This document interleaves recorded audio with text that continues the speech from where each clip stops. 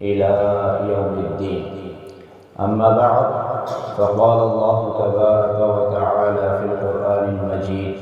أعوذ بالله من الشيطان الرجيم. قل إن الموت الذي تفرون منه فإنه ملاقيكم ثم تردون إلى عالم الغيب والشهادة فينبئكم بما كنتم تعملون. لائق تقریم معزز سامعین کرام، کائنات کے مالک کا احسان ہے کہ اس نے اس پر فتن دور میں ہمیں اپنا دین سننے اور سنانے کے لیے جمع فرما دیا ہے۔ معزز سامعین کرام، موت آئے روز ہم مختلف ذرائع سے یہ بات سنتے ہیں کہ آج فلاں ابن فلاں اس دنیا سے رخصت ہو چکا ہے۔ آئے روز ہم مسجد کے لاؤڈ اسپیکر سے یہ بات سنتے ہیں کہ آج فلاں ابن فلاں اس دنیا سے رخصت ہو چکا ہے،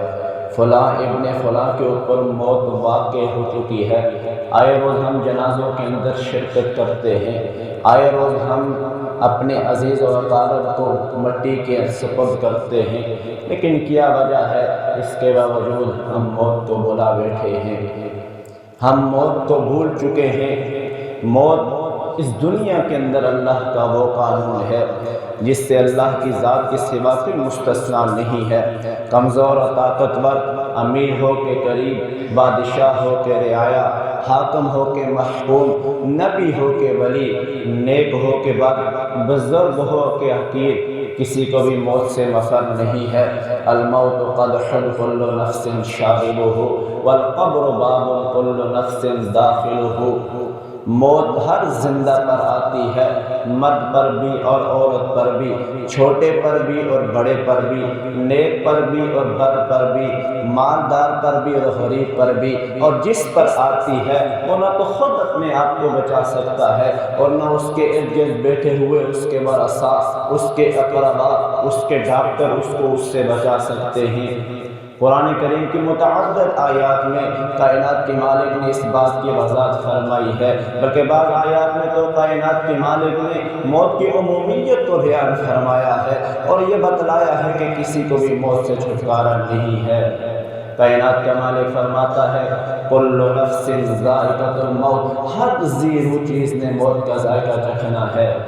اس کائنات کے اندر کم و بیش 18,000 مخلوقات ہیں اور ان میں سے حضرت انسان صرف ایک مخلوق ہے، اور اس وقت کم و بیش اس دنیا کے اندر 8 ارب انسان زندہ ہیں، اور اس سے قبل خربوں کے حساب سے انسان آئے اور سب پہ موت واقع ہوئی، سب چلے گئے، اور اس وقت جو کم و بیش 8 ارب انسان موجود ہیں انہوں نے بھی موت کا ذائقہ چکھنا ہے، اور قیامت تک جتنے بھی انسان آئیں گے، اس کے علاوہ جتنی مخلوقات ہیں ان کے آگے اربوں کے حساب سے ان کی تعداد ہے۔ میرا اللہ بہتر جانتا ہے۔ کل نفس ذائقۃ الموت، ہر زی روح چیز نے موت کا ذائقہ چکھنا ہے۔ اور ایک اور مقام پر کائنات کے مالک فرماتا ہے: کل من علیہا فان، اس روح زمین پر جو کچھ ہے سب فنا ہونے والا ہے۔ اذا الشمس کبرت، ایک وقت آئے گا جب یہ سورج لپیٹ دیا جائے گا، اتنا وسعت والا سورج، اس کی شعاعیں، اس کی روشنی، ایک وقت آئے گا سب لپیٹ دی جائے گی اور اس سورج کو بے نور کر دیا جائے گا۔ وَإِذَا النُّجُومُ انْكَدَرَتْ، اور جب ستارے بے نور کر دیے جائیں گے۔ وَإِذَا الْجِبَالُ سُيِّرَتْ، اور جب پہاڑ چلائے جائیں گے۔ ایک وقت آئے گا اتنے بڑے بڑے پہاڑ جو زمین کے اندر 3 گنا تک نیچے گئے ہوئے ہیں، آج زمین کی کشش نے ان پہاڑوں کو جکڑے ہوئے ہے، لیکن ایک وقت آئے گا زمین کی کشش ختم ہو جائے گی، یہ جو پہاڑ ہیں یہ ڈھلی ہوئی روئی کے ٹکڑوں کی طرح، بادلوں کی طرح اڑ جائیں گے، حتیٰ کہ سیراب بن جائیں گے۔ وَإِذَا الْجِبَالُ سُيِّرَتْ، جب پہاڑ چلائے جائیں گے۔ اذا السماء انفطرت، ایک وقت آئے گا جب یہ آسمان پھٹ جائے گا۔ واذا الكواكب انتثرت، جب یہ ستارے بے نور ہو کر کے بکھر جائیں گے۔ واذا البحار فجرت، اور جب سمندر پھاڑ دیے جائیں گے۔ ایک وقت آئے گا کہ سمندر پھاڑ دیے جائیں گے، اس کے پانیوں کو آگ لگ جائے گی، حتیٰ کہ زمین کی اونچائیاں ختم کر کے زمین کی گہرائیاں برابر کر دی جائیں گی، اور اس زمین کو بدل دیا جائے گا۔ اس کی جگہ ایک ایسی زمین کو کائنات کا مالک لے آئے گا کہ جس کے اوپر کوئی جو بالکل چٹیل میدان ہوگی جس کے اوپر کوئی ٹیلا کوئی ٹہنی وغیرہ نہیں ہوگی۔ وَإِذَا الْقُبُورُ بُعْثِرَتْ، اور جب قبریں پھاڑ دی جائیں گی، عَلِمَتْ نَفْسٌ مَّا قَدَّمَتْ وَأَخَّرَتْ، اس وقت انسان جان لے گا، ہر نفس جان لے گا کہ اس نے آگے کیا بھیجا ہے اور پیچھے کیا چھوڑا ہے۔ ارے میرے بھائی، اس وقت ہر انسان کو پتہ چل جائے گا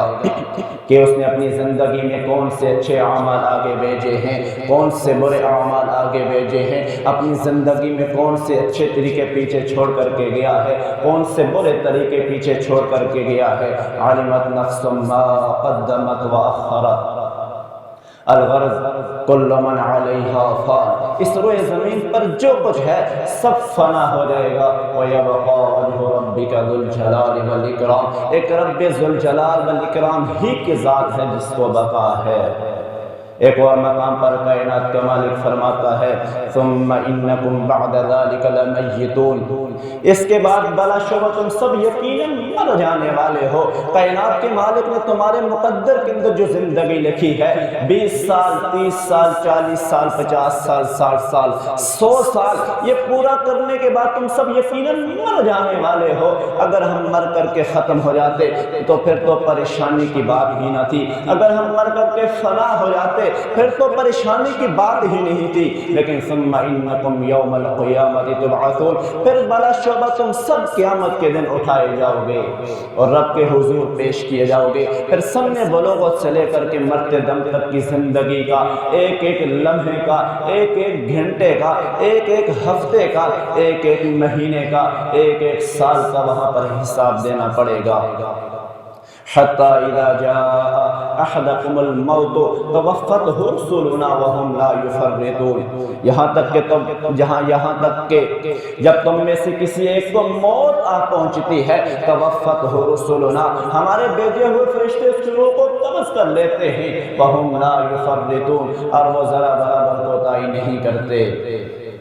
ارے میرے بھائیو، فرشتے یہ نہیں دیکھتے کہ یہ ماں ہے، اس کے چھوٹے چھوٹے بچے یتیم رہ جائیں گے، یہ باپ ہے، اس کے چھوٹے چھوٹے بچے یتیم رہ جائیں گے، زمانے بھر کی ٹھوکریں کھائیں گے، یہ باپ ہے، اس نے اپنی اولاد کو بڑی محنت کے ساتھ اس کی پرورش کی ہے، آج اس کی اولاد جوان ہو چکی ہے، یہ جوان اولاد آج اپنے باپ کا سہارا بنے گی۔ فرشتے یہ نہیں دیکھتے، توفته رسلنا، ہمارے بھیجے ہوئے فرشتے روح کو قبض کر لیتے ہیں، وهم لا فرطون، اور وہ ذرا برابر کوتاہی نہیں کرتے۔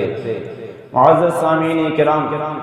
کسی انسان کو نہ موت کا وقت معلوم ہے اور نہ اسے یہ پتا ہے کہ اسے یہ کہاں آئے گی۔ اپنی موت کے مقررہ وقت پر کوئی جس حالت میں بھی ہوگا اور جہاں پر ہوگا اسے موت آ کر کے رہے گی۔ وما تدری نفس بأی ارض تموت، کسی کو بھی معلوم نہیں ہے کہ اسے موت کس زمین پر آئے گی،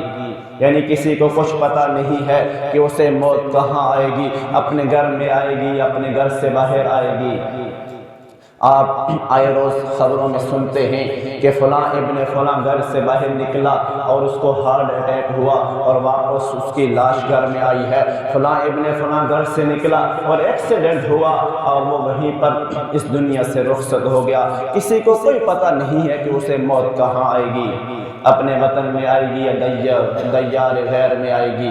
کتنے ہمارے بھائی روزگار کے سلسلے میں بیرون ملک جاتے ہیں اور بسا اوقات ان کی لاشیں آتی ہیں اور بسا اوقات ان کے جنازے بھی واپس نہیں آتے، کسی کو کچھ پتہ نہیں ہے جوانی میں آئے گی یا بڑھاپے میں آئے گی، اپنی آرزوؤں اور خواہشات کی تکمیل سے پہلے آئے گی یا بعد میں آئے گی۔ کائنات کا مالک فرماتا ہے اینما تکونوا یدرککم الموت ولو کنتم فی بروج مشیدہ،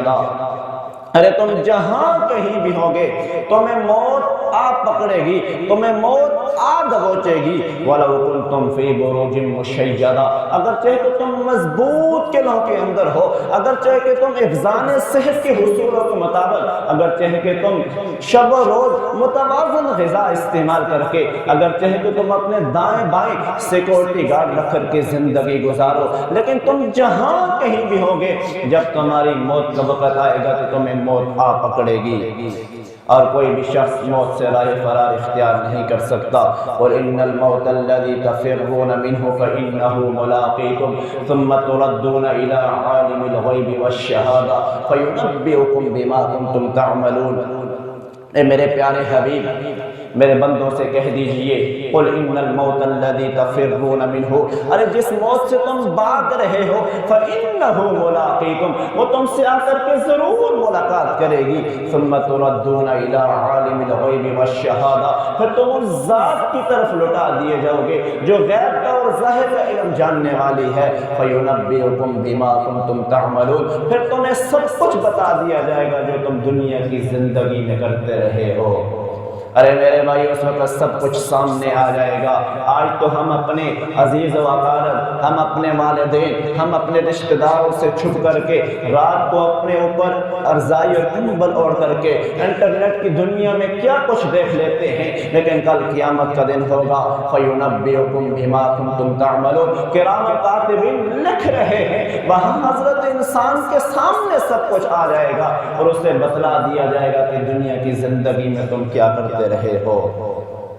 وَلَن يُؤَخِّرَ اللَّهُ نَفْسًا إِذَا جَاءَ أَجَلُهَا، اور جب جس کا وقت مقررہ آ جاتا ہے تو پھر اللہ تعالیٰ اسے ہرگز مہلت نہیں دیتا۔ معزز سامعین کرام،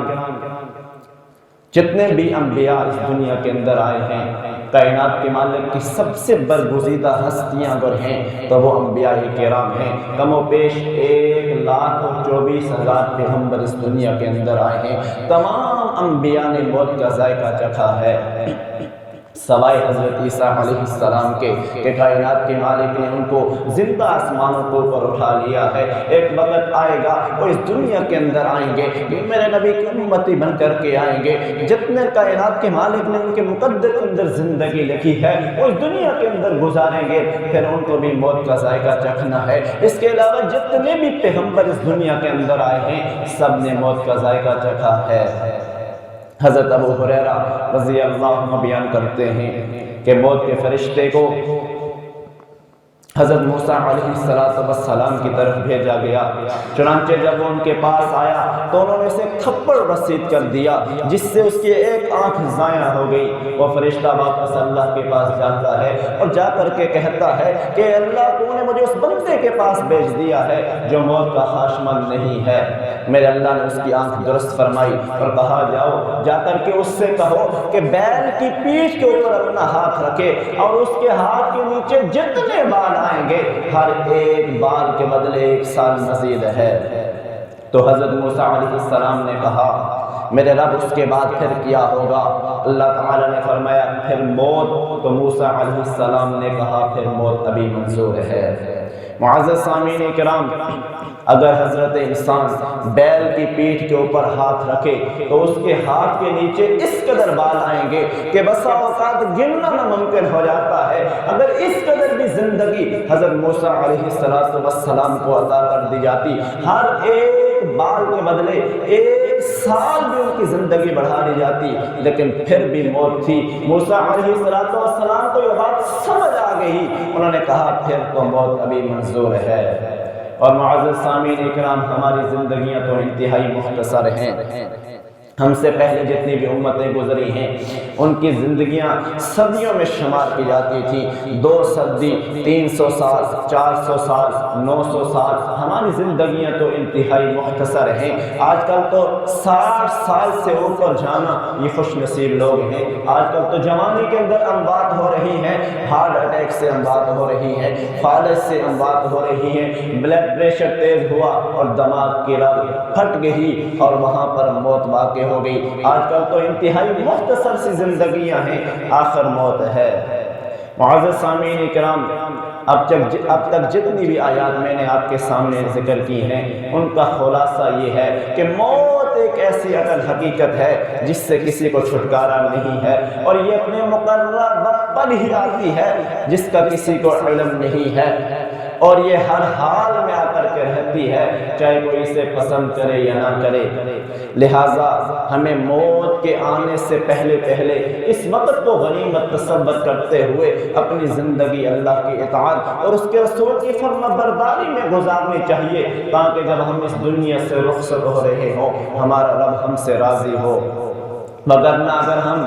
مستی اور عیش پرستی میں اپنی زندگی گزار دیں، اللہ کے حدود کو پامال کرتے ہوئے، اپنی منمانی کی زندگی گزارتے ہوئے اس دھوکے میں پڑے رہیں کہ ابھی ہمارے پاس وقت ہے، ہم توبہ کر لیں گے، ہم اپنے اللہ کو راضی کر لیں گے، اگر اسی دھوکے میں اور اسی حالت کے اندر ہمیں موت آ گئی تو پھر ہمارے لیے بہت بڑی محرومی ہوگی اور ہمارے لیے سیاہ بختی ہوگی۔ حضرت ابو ہریرہ رضی اللہ عنہ سے اس کو روایت کرتے ہیں کہ میرے نبی نے ارشاد فرمایا، لذتوں کو ختم کر دینے والی چیز یعنی موت کو زیادہ سے زیادہ یاد کرو، کیونکہ جو شخص بھی اسے تنہائی میں یاد کرتا ہے کائنات کا مالک اسے خوشحال بنا دیتا ہے۔ آج کل ہم موت کو اس لیے بول بیٹھے ہیں کہ یہ دنیا کی رنگینیاں، یہ دنیا کی زیب و زینت ہماری آنکھوں کے سامنے ہے۔ میرے نبی فرماتے ہیں کہ لذتوں کو ختم کر دینے والی چیز یعنی موت کو زیادہ سے زیادہ یاد کیا کرو۔ جو شخص موت کو زیادہ سے زیادہ یاد کرتا ہے دنیا کی لذتیں، دنیا کی رنگینیوں کو وہ بھول جاتا ہے اور اپنے رب کو راضی کر لیتا ہے۔ میرے نبی سے پوچھا گیا کہ مومنوں میں زیادہ عقل مند کون ہے؟ ہمارے ہاں عقل مند تو اسے تصور کیا جاتا ہے جو دنیا کے معاملات میں تیز ہو، جو بینک بیلنس بنانے میں، جو کوٹھیاں اور گاڑیاں خریدنے میں، جو لوگوں کے ساتھ فراڈ کرنے میں، جو اپنی اولاد کا مستقبل دنیا کے معاملات میں بنانے میں شب و روز ایک کر دیتا ہے، ہم اس کو سب سے زیادہ عقل مند تصور کرتے ہیں۔ لیکن جب میرے نبی سے پوچھا گیا کہ مومنوں میں سب سے زیادہ عقل مند کون ہے، میرے نبی فرماتے ہیں ان میں جو سب سے زیادہ موت کو یاد کرنے والا ہو اور جو موت کے بعد آنے والے مراحل کے لیے سب سے زیادہ تیاری کرنے والا ہو وہی لوگ سب سے زیادہ عقل مند ہیں۔ معزز سامعین کرام، ذرا سوچئے تو صحیح نا، حقیقت بات یہی ہے کہ حضرت انسان کا وہی کچھ ہے جو مرنے کے بعد اس کو ملے گا۔ دنیا میں تو سبھی مسافر ہیں، دنیا میں تو سبھی چوکیدار ہیں، ہم ایک دوسرے کے مال کی حفاظت کر رہے ہیں۔ ہمارا کیا ہے؟ ساری زندگی ہم کماتے رہے، ساری زندگی ہم ایک گھر کو بنانے کے لیے گزار دیتے ہیں، لیکن مرتے وقت ہمارے ساتھ کیا جاتا ہے کچھ بھی نہیں جاتا، سب کچھ پیچھے رہ جاتا ہے، حتیٰ کہ کپڑے پھاڑ کر کے اتار دیے جاتے ہیں، سب کچھ تو ادھر رہ جاتا ہے۔ اصل زندگی تو موت کے بعد آنے والی زندگی ہے۔ اپنی قبر کو سنبھال لیجئے، اپنی قبر کو جنت کے باغیچوں میں سے ایک باغیچہ بنا لیجئے، اپنی آخرت کو سنبھال لیجئے، اپنے لیے جنت کو تیار کر لیجئے۔ یہ تبھی تو ممکن ہوگا جب دنیا کی زندگی کے اندر ہم اپنے اللہ کی اطاعت کریں گے، جب دنیا کی زندگی کے اندر ہم اپنے اللہ کو راضی کریں گے، پھر ہمارے لیے جو آخرت ہے وہ ہماری آخرت سمجھ جائے گی۔ معزز سامعین کرام، موت تو ہر ایک انسان کو آنی ہے، لیکن موت کی دو طرح کی کیفیات ہوتی ہیں، دو طرح کی موت ہوتی ہے جو حضرت انسان کے اوپر واقع ہوتی ہے۔ حضرت برا بن عازب رضی اللہ عنہ بیان کرتے ہیں کہ ایک دفعہ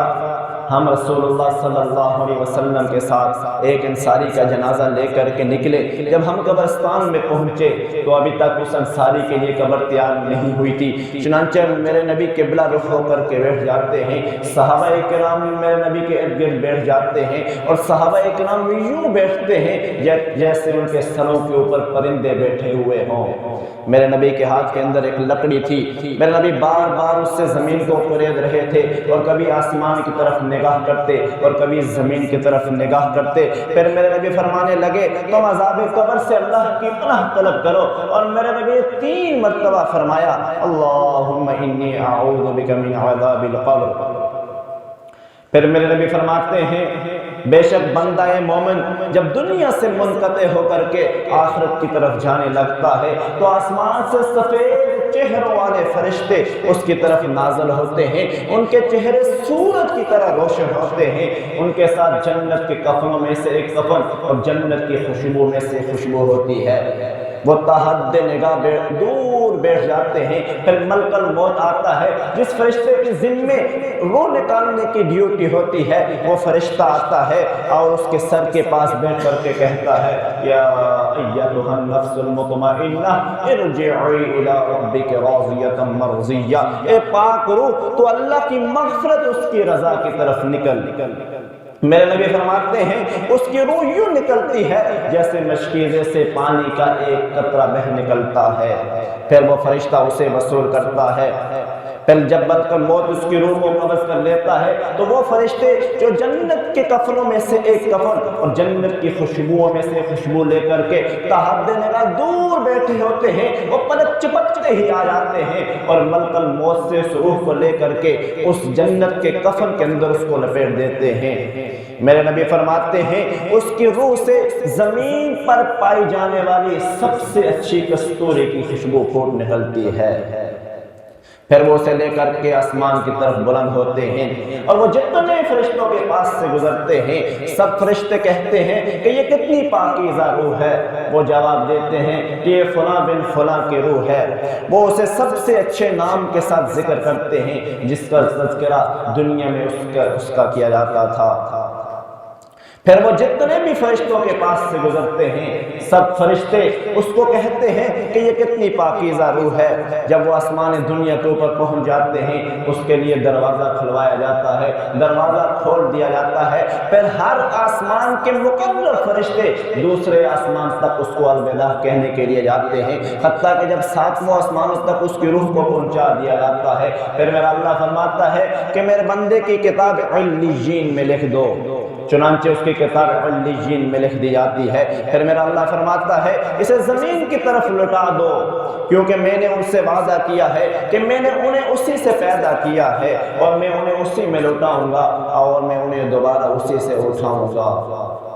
سبحان اللہ سبحان اللہ، کس قدر پروٹوکول دیا جا رہا ہے اس شخص کی روح کو جو شخص بندہ مومن ہے، جس شخص نے اپنی دنیا کی زندگی اللہ اور اس کے رسول کی اطاعت میں گزاری ہے، اگر چاہے کہ اس نے کم شہرت پائی ہے، اگر چاہے کہ اس نے گمنامی کی زندگی گزاری ہے، اگر چاہے کہ اس نے غربت کے اندر زندگی گزاری ہے، لیکن اپنے اللہ کو راضی کیا، اب مومن بندہ بن کر کے زندگی گزاری ہے، کس قدر پروٹوکول دیا جا رہا ہے کہ سب سے مقرر فرشتے، اللہ کے سب سے مقرر فرشتے دوسرے آسمان تک اس کو الوداع کہنے کے لیے جاتے ہیں۔ اس قدر پروٹوکول اس کی روح کو دیا جا رہا ہے، اور جیسے ہی ہم میت کو قبر کے اندر دفن کرتے ہیں وہ روح دوبارہ اس کے اندر لوٹ آتی ہے، اور پھر قبر کی جو آسائشیں ہیں پھر اس کی قبر جنت کے باغیچوں میں سے ایک باغیچہ بنا دی جاتی ہے۔ اور دوسری طرف میرے نبی فرماتے ہیں کہ جب کافر اور ایک روایت میں فاجر کے الفاظ آتے ہیں کہ جب دنیا سے منقطع ہو کر کے آخرت کی طرف جانے لگتا ہے تو آسمان سے سخت دل اور مضبوط اور سیاہ چہروں والے فرشتے نازل ہوتے ہیں جن کے پاس جہنم کا ایک ٹاٹ ہوتا ہے اور وہ اس سے تحت نگاہ دور بیٹھ جاتے ہیں۔ پھر ملک الموت آتا ہے، اس کے سر کے پاس بیٹھ کر کے کہتا ہے اے ناپاک روح تو اللہ کی ناراضگی اس کے غضب کی طرف نکل۔ میرا نبی فرماتے ہیں اس کی روح اس کے جسم میں ادھر ادھر بھاگتی ہے تو وہ فرشتہ اس کو یوں کھینچتا ہے جیسے گوشت بولنے والی سیخ کو ترون سے کھینچا جائے، اس سے اس کی رگیں اور آنتیں کٹ جاتی ہیں۔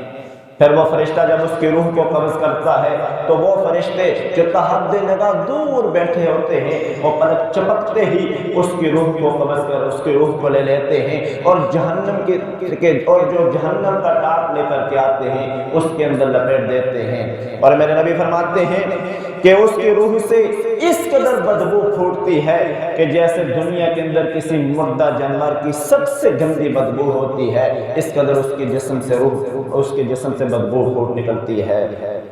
پھر وہ اسے لے کر کے آسمان کی طرف بلند ہوتے ہیں، وہ جتنے فرشتوں کے پاس سے گزرتے ہیں سب کہتے ہیں کہ یہ کتنی ناپاک روح ہے، وہ جواب دیتے ہیں کہ یہ فلاں بن فلاں ہے، وہ اس کو اس نام کے ساتھ تذکرہ کرتے ہیں جس نام کے ساتھ دنیا کے اندر اس کا ذکر کیا جاتا تھا۔ پھر جب وہ پہلے آسمان کے اوپر پہنچتے ہیں اس کے لیے دروازہ بند کر دیا جاتا ہے اور میرا اللہ فرماتا ہے کہ اس کی کتاب سجین میں لکھ دو۔ پھر میرا اللہ فرماتا ہے اسے کہ واپس لوٹا دو کیونکہ میں نے ان سے وعدہ کیا ہے کہ میں نے انہی سے اسے پیدا کیا ہے اور میں انہی کے اندر اس کو لوٹاؤں گا اور دوبارہ اسی سے ان کو اٹھاؤں گا۔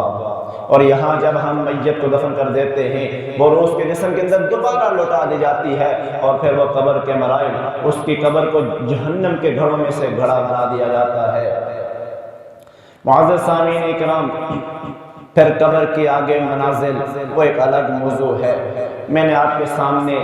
موت اور اس کے حوالہ سے چند گزارشات کی ہیں۔ قرآن اور حدیث کی روشنی میں نے آپ کے سامنے تذکرہ کیا ہے۔ ضرورت اس بات کی ہے کہ ابھی ہمارے پاس وقت ہے،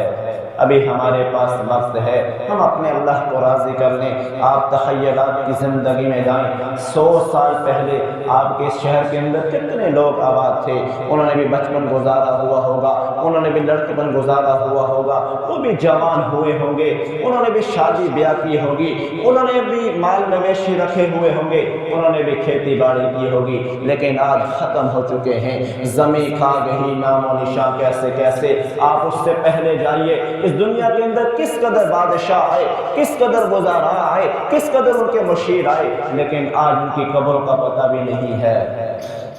میں لاہور کے اندر شاہی قلعے میں داخل ہوا،